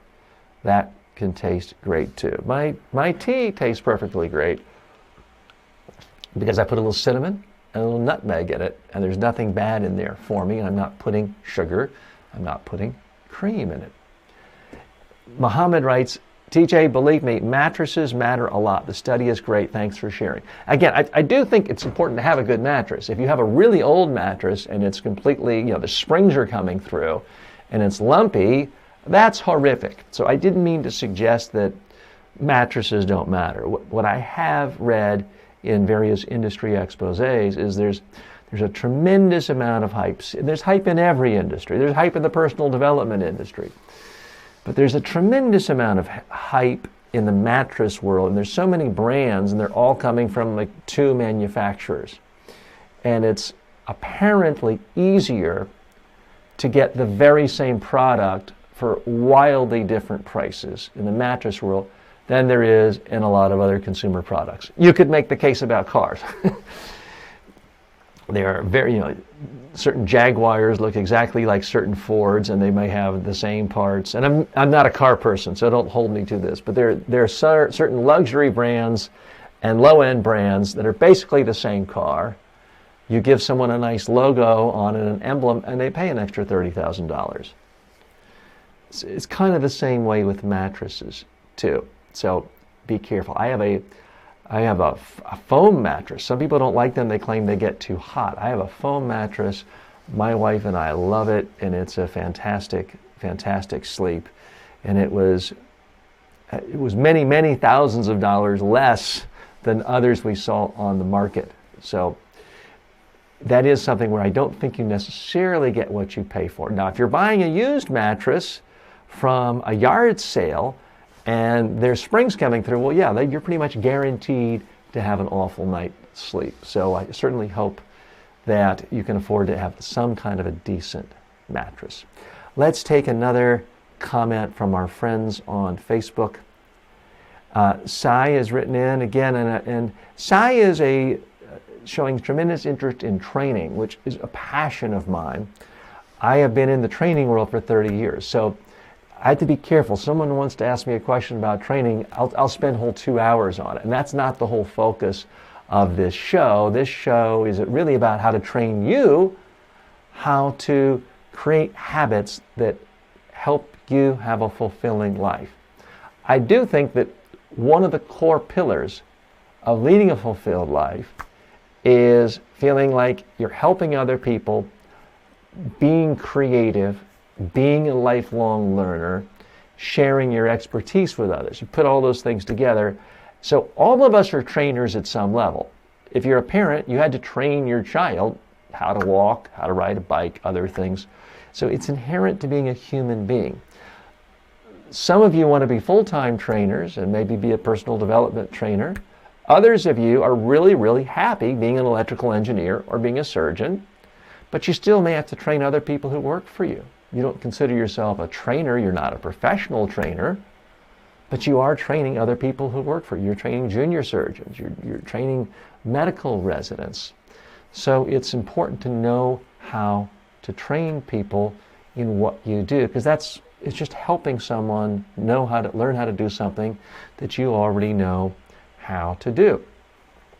Sai asked the question, how do you select your niche when it comes to training? This really deals with the fundamental issue of how do you find your purpose in life? For those of you who want to explore even deeper than what we can do in the remaining time in our show today, I have an entire course on finding your life purpose. But briefly, what I think is important to do is to dabble in as many different things as possible. Experiment. Try something new every day. Some things you'll be good at, some things you'll be awful at, some things you'll really enjoy, some things you can't stand. You may find something you're really, really good at, but you hate. My advice, don't try to be a trainer in that niche for the rest of your life. You'll be miserable. You might be highly paid, but life is too short to do something that makes you miserable for the vast majority of your waking time. So, in a nutshell, the 30-second version of my 20-hour course is you need to figure out what is something you really enjoy doing, what is something you're good at doing, and what is something that the marketplace wants, respects, and is willing to pay for. And look at the intersection. You may love talking about World Cup soccer, and you may love knowing all the statistics about certain players. You may be good at it, but it may be the world simply doesn't value your insights about soccer because there's millions of soccer experts and soccer analysts and TV network analysts and Pele and other famous soccer stars giving their commentary, and nobody wants to hear from you. In that case, that's not a good niche for you. So you got to look at something where you're good at it, you're interested in it, you have some kind of passion for it, and there is a marketplace for it. And it's not a market that's so cluttered up with competition. That's what I think you should think of. And that's how I came up with my initial training niche of public speaking and media training. I was good at it, I did like it, and there was a need for it. And I was able to package myself and sell my services more than 30 years ago on that. And it's turned out quite nicely. I'm TJ Walker. I want to thank you for joining me here today. This is the Habit Influencer. This is the program where we talk about how to build good habits, strengthen habits, how to change our own behavior to end up with the habits that we actually want to give us fulfilled lives. I come with an agenda every day of news stories, insights, reflections on habits, sharing with you techniques that I'm working on with my own students around the world, and techniques that I have practiced with on myself. I don't give you any advice typically unless I've tested it on myself. I've made myself the human guinea pig. And then I share with you information, insights, tips, techniques, tricks, hacks to make your life better. That's what the show's all about, plus you, your comments, your questions, your thoughts, your reflections, and your agenda as well. Happy to be joined today by folks on Instagram, Facebook, YouTube, LinkedIn, as well as TikTok. And let's check in. Some of our friends on TikTok have joined us. Henry Rabbit, thanks for joining us today. Abigail has joined us. Gavin Yee has joined us as well, plus Jorgen. If any of you have any questions specific to habits, personal development, or communication, go ahead and post them there. I am happy to talk about your concerns, your issues, your questions as well. We are coming into the final half an hour of our show today, and there were a couple of things I did not get to yet, but that I really did want to get to. And this next one is topic B. What came first, your values or your habits? For many people, it's a chicken and egg issue. It's hard to really tell. I would contend it's almost impossible to have great habits unless you have good, solid values. But it's also very difficult to have good values if you have lousy habits. The two have tremendous influence. They intertwine each other in a profound way. And unfortunately, too many people like to look at habits in isolation. Oh, I just need to get up 5 minutes earlier. I just need to eat one less donut this week. And they don't really step back and analyze what is their real value. The value can't be, oh, I just need to lose 5 pounds. You need to step back and ask yourself, what are your fundamental health values? I don't mean as a good person. You're not a bad person if you're 5 pounds overweight. But you could, for example, have a value where you tell yourself, my image of myself is someone who is healthy, who is full of energy, who leads a life devoid of sickness, who maintains a proper body weight. And I'm someone who values daily exercise, daily healthy living, daily eating. If you focus on that as a value, if you remind yourself that that is your value, it's so much easier to then instill a habit of, I'm going to eat a salad with oil and vinegar on it for lunch today, not a salad with tons and tons of fried chicken and tons of Caesar dressing, where the Caesar dressing has 10,000 calories of fat and sugar and salt and oil added. It stems from fundamental values. It does no good to just say, I'm going to eat fewer potato chips, because if it's just about potato chips, you can eat fried, salted carrot chips, and they're just as bad for you. You got to step back further and say, what do I value actually putting in my body? Do I value my body as something that should be respected? You buy a $100,000, $500,000 Maserati, or whatever your dream car is, you don't want to put water in the gas tank and the wrong type of gas in your gas. You'd be, oh my gosh, it's worth $500,000. I don't want to ruin the insides by putting water and sand and diesel in my car when it takes regular unleaded or premium. You'd go crazy if someone put that in your car, your $500,000 car. Well, isn't your body worth more than $500,000, at least to you? I would certainly hope so. When you take that attitude, it's so much easier not to put those potato chips in. So that's why I think if you really want the strongest habits, you make it a lot easier on yourself by stepping back from time to time and realizing how your habits fit into your identity. Your values are about your identity.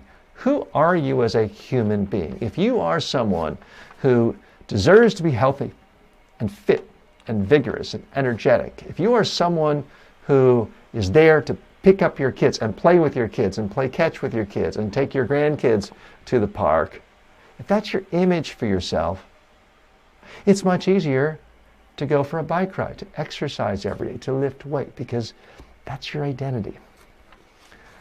People can do almost anything with a certain identity. People will quit their jobs, leave home, go to war and die because their identity is tied in to their particular country. Not passing judgment if that's good or bad. I'm just saying that's true. If your identity is one thing, it will motivate you to do almost any other habit. It will motivate you to change any habit. Certainly in times of war, issues like patriotism go right to the core of your identity. And that's what I want you to reflect on if you're beginning a quest of trying to improve your habits. Once you truly paint a vivid picture of your self-identity, habits will flow from that. If your self-identity is just sort of an average schmo who doesn't deserve better than anyone else, and I should be out of weight or out of shape and overweight and unattractive and a bad job, your habits are going to reflect that. Your self-identity is the rudder. It steers you. And if your self-identity is saying, I deserve mediocrity and nothing, you can try all sorts of habits over here. You're still going to head in this direction. If your self-identity is, you deserve the best, you deserve a great life, you deserve great health, you deserve great relationships, your habits will cluster around that. They will follow that. Now, I realize I'm starting to sound a little touchy-feely like The Secret. It's not as simple as The Secret. I'm not saying just visualize the $4 million mansion and it's yours. I'm not suggesting that. I am suggesting you do have to really give thought to your self-identity, because habits flow from that. Habits really are a function of supporting your self-identity. If you have negative self-identity, then the habits will support that. If you fundamentally view yourself as someone unlovable who doesn't deserve to be in a wonderful, loving relationship, then you're going to be in relationships where the habits are all about fighting and arguing and being unpleasant. Doesn't mean that anytime something bad happens in a relationship, it's your fault because you have low self-esteem. But you're so much more likely to have strong relationships when you have a strong core self-identity of someone who deserves to have beautiful, loving, warm relationships. You then look for the habits to back that up. If you tell yourself you are someone who is a lifelong learner, if that's your self-identity, if you think of yourself as I'm someone who's going to grow and learn more and more and gain more wisdom throughout my life, if that is your self-identity, it's going to be really easy not to just come home from work every day and turn on Netflix and look at the latest Adam Sandler movie every night. And yes, I've watched an Adam Sandler movie or two, and he's occasionally funny, but it's about proportion. If you spend every waking moment just giving yourself mindless entertainment, you're not going to be a long learner. If your core identity is as of someone who is a lifelong learner, it's going to be very easy when you're at the doctor's office waiting to be reading a Kindle ebook or an electronic book off of Google or watching a TED Talk. It will come naturally to you because it fits with your identity.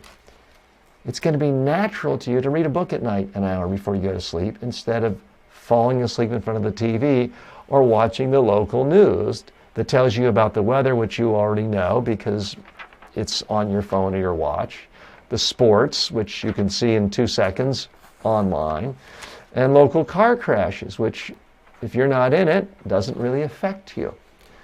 There's so many ways of rotting your brain. If your core identity is as of someone who is a thinker, I don't mean an intellectual who has to have a PhD from a prestigious university. You can have a second-grade education and be a great lifelong learner.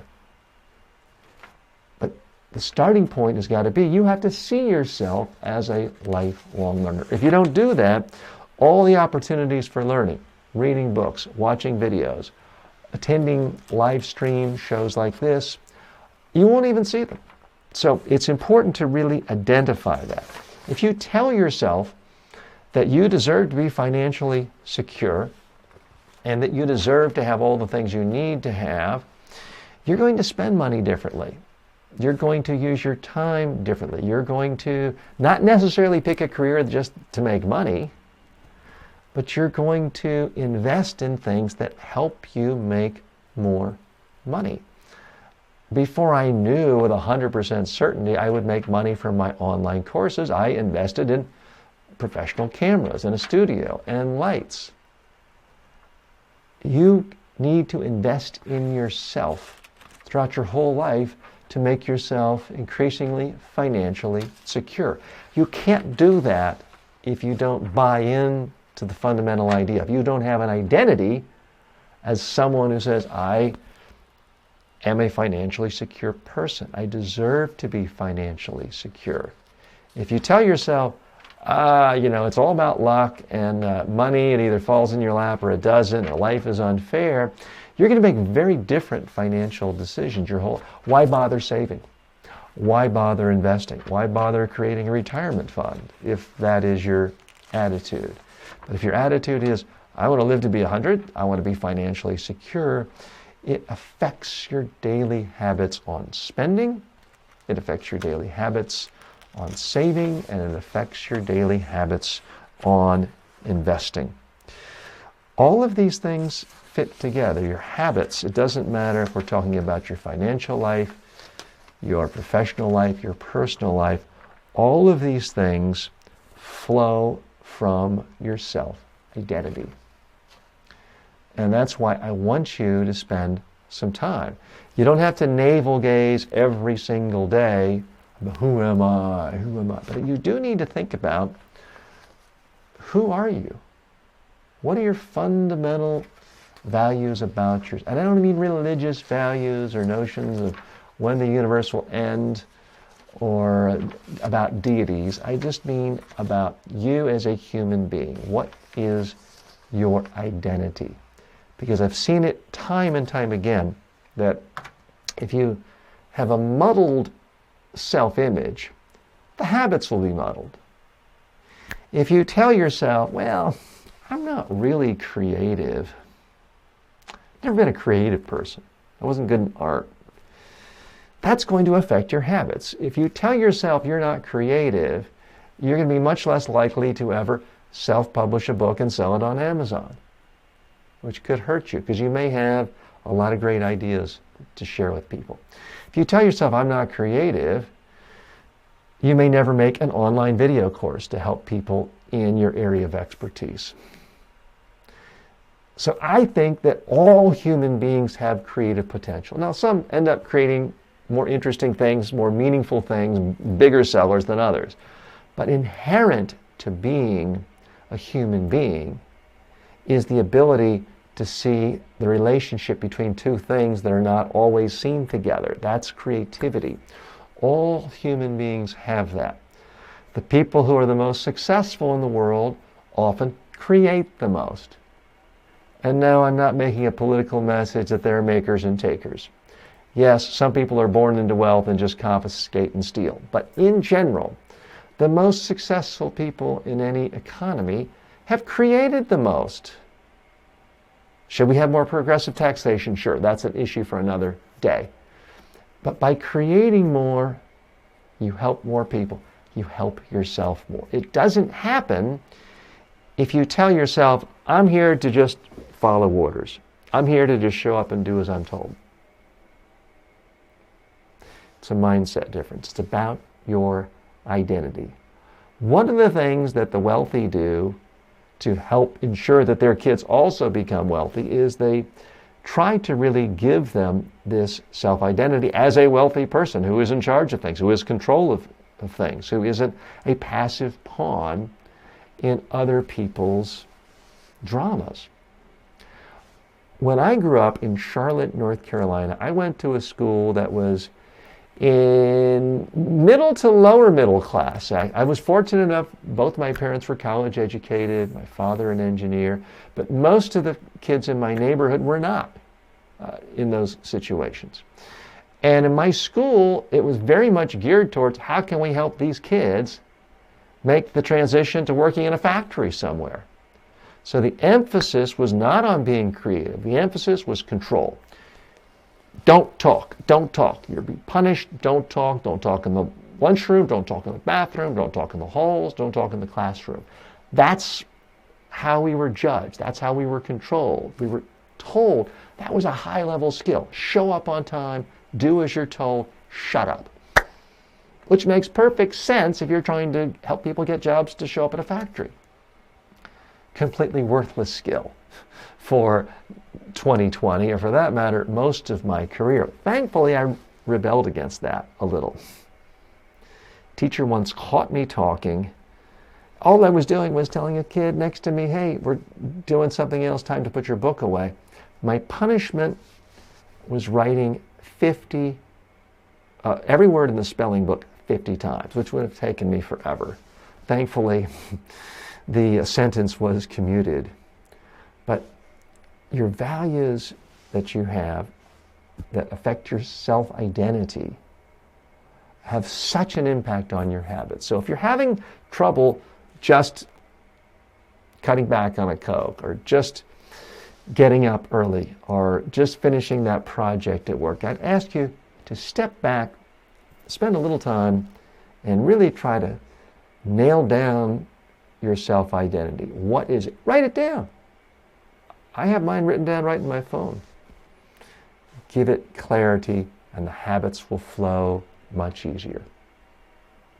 I'm TJ Walker, and that was topic B for the day. I'm having fun today. I hope you are too. Some days I like to talk a lot. Some days I turn it over to you. Some days it is a mix. Regardless, it's always a forum that I think is a safe place to get away from hard news of the day, the geopolitical news of the day.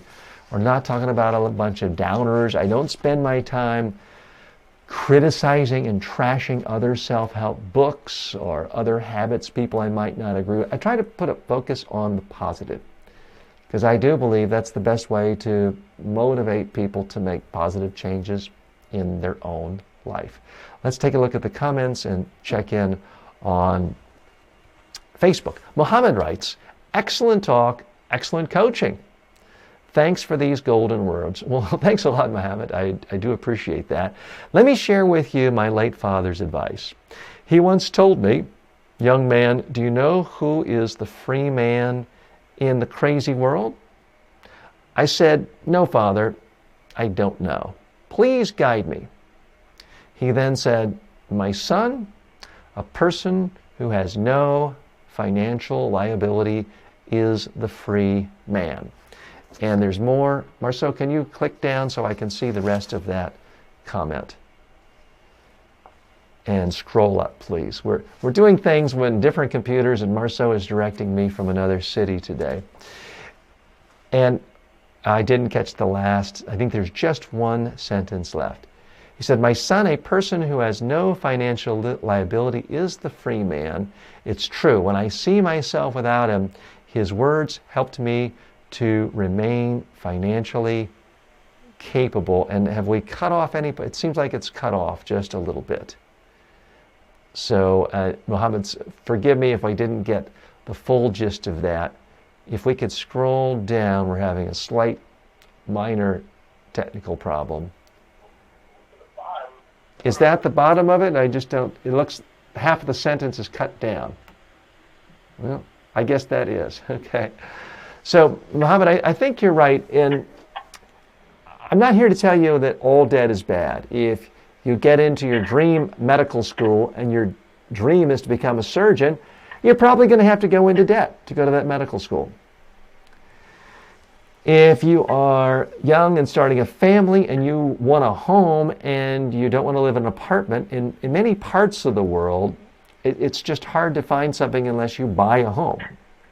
I would certainly argue we could spend a whole days on why it's better to rent than to buy, but I don't want to be a hypocrite. I do own a home, and it does in fact give me a lot of joy most of the time. So it's hard in most places to save all the money you need to buy a house outright. So I'm not suggesting you should never have any debt, but the less debt, the better. Now I think I can see the rest of your words, but before that,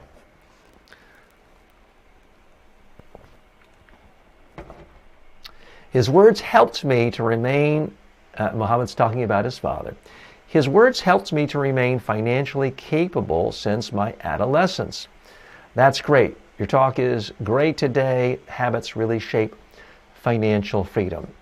So I am a fan of being as debt-free as possible. In my own life, I do have some mortgage on my house, and my wife and I have some investment properties too. But beyond that, and that's a income-producing debt. Beyond that, I have zero debt. Now, I'm not here to tell you I'm holier than thou. When I was as old as 39, I was in financially horrible conditions. I had, in fact, gone into debt because the internet didn't exist yet, and I was producing and hosting and syndicating TV shows and radio shows back when that was incredibly expensive, and I made some poor decisions. Credit card debt, all kinds of debt. My net worth when I was 39 years of age was probably about $400. The only reason I didn't go bankrupt is I didn't have any assets worth protecting. So I am very sympathetic to people who chase a dream, don't pay as much attention to their finances. You hear all these stories in pop culture. Spike Lee, Roger Moore became rich and famous by running up credit card debt to make their first movies. It is possible, but most of the time people just ruin their lives with massive debt. I was fortunate. I was able to get out of that and go on to debt-free living, which does make me sleep much, much better at night. To me, the bigger challenge for most people is figuring out, am I really going to live my life for me or to impress other people? Because if your life is about, oh, I have to have a picture on Instagram to be better than my buddies from high school or college, and since they have one Porsche, I have to have two Maserati. If that's your attitude, you can make $10 million a year, but spend $11 million a year, and then you'll be in debt. And then you will not sleep well at night. It's very easy to feel poor making $100 million a year, as crazy as that sounds. And it's also possible to feel rich making $10,000 or $20,000 a year in certain cities of the world, in certain countries of the world. Do you have enough money to pay your bills, to help you live the lifestyle you want, to pay for your medical care? If you can do that, then you're financially comfortable. To me, that's your goal. That should be your goal. We'll be talking about, we haven't talked about it as much in this show the last two and a half weeks since we've launched, but to me, finance is one of the 7 key pillars of life where you really need to have structured habits around it. Because I can tell you, I personally am much happier and lead a much more stress-free life not running up credit cards. I mean, I use credit cards now, but I pay off every single credit card every month. It's nice not to have car loans. It's nice not to have consumer debt for any product in my house. it's something that you can do. It's something anyone can do if you consistently spend less than you make. And yeah, if you're out of work, unemployed, and have health problems, and your income goes to zero, that's a real problem. All the more reason to save, to invest for those rainy days, because the rainy days are coming. They come for all of us at some point. Today has not been a rainy day for me. Today has been a day of sunshine, getting to spend with folks like Muhammad and Sai and Peggy and Elizabeth on TikTok and Sandra Wells and Courtney join us. So it's been a great day of sunshine for me, being able to surround myself with other positive people who are looking to have stronger habits in their life and to have a more fulfilled life. I'm TJ Walker. Quick program note. We're off tomorrow. I have to be out doing a personal development workshop in the real world in New York City. I'll be back with you regular time on Thursday. Looking forward to seeing you then. Thanks a lot. Have a good couple of days.